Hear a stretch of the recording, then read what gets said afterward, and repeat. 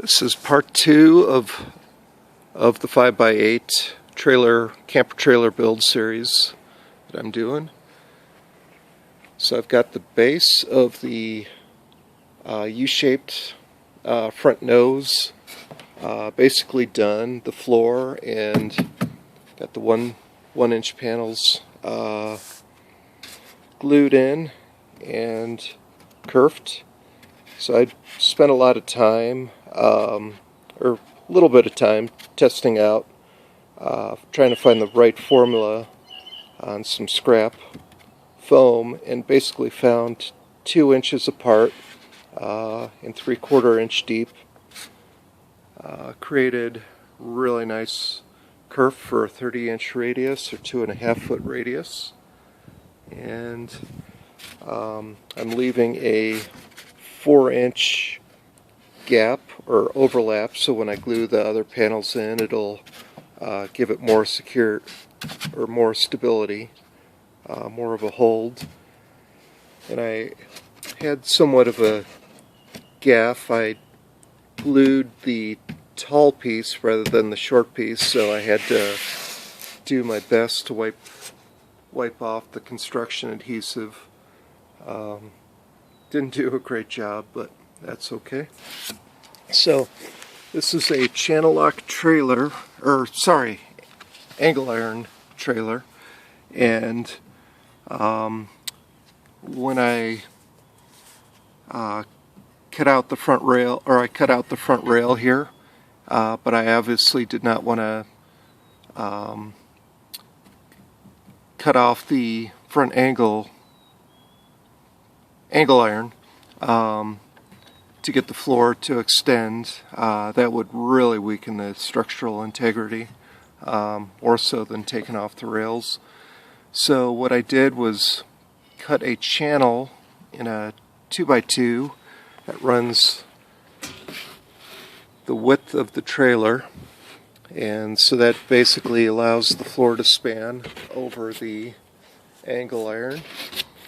And I kerfed out a piece of 1x2 here. I'll glue and screw it in later, but this 1x2 will provide a base for the foam to glue into, give it something to bond to. And for the floor, George with Bug Out Trailers has a YouTube channel, and he has a great series on building 4x8 bug out foamy trailers, and he has this outstanding, brilliant idea of putting slats underneath the whatever you use, the OSB or plywood, as a floor, that run on the vertical or horizontal rails to keep the floor off the steel, keep it from soaking in water off the steel. And George is also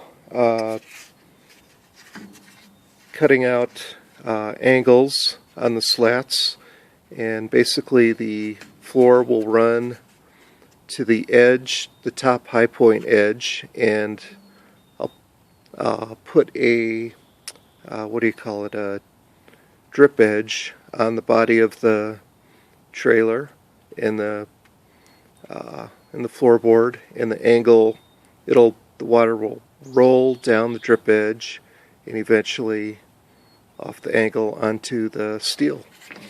And since this is an angle iron trailer, there's a little bit of a edge right there, so I slotted out the slats so they would not sag in the middle. And I also made them thinner. I ripped them with a table saw just to give it a lower profile. I mean, only 1/2 inch, but I just figure every 1/2 inch counts, so give it the body a little lower profile. And So I started building a door, build it out of 2x2s, the frame and the door itself.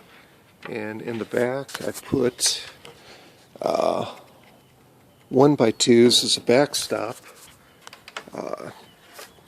And also cut in a channel for weather stripping. This is an old piece of weather stripping I have in testing it out. So the weather stripping will go all the way around. And also I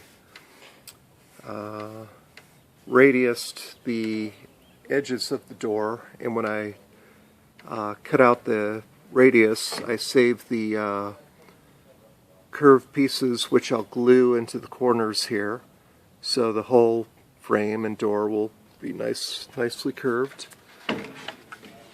And I routed out a shelf for the weather stripping to fit into, so it wouldn't crush too much. I may have to cut out more of a shelf, but you can see the weather stripping fitting in there between the door and the frame. It's crushed a little bit. May have to give it a little less crush, but the hinges I'll probably put in a third hinge or a middle hinge. So that is the door. I wanted to order some of those nice aluminum doors, but couldn't really find the door with the right dimension. But I'm hoping these doors that I build will seal up and work well. I think they probably will, but we'll see. I know there's been problems with them. And so one of the things I'm doing with the trailer is I'm going to build a pop-up roof. Created this frame for the pop-up. It's going to be 4 foot by 5 foot, and one of the things I'm doing on the roof is I'm going to angle from the middle, or slope from the middle down, about a 1 degree angle on each side. So I've cut the middle at angles and rejoined them, and the whole roof is going to slope down for the water. And let's see, I think, oh yeah, so the rear floor sections I have cut out and painted the bottom with Henry's Durabrite elastic acrylic roofing paint, and I think it's 587 on the can.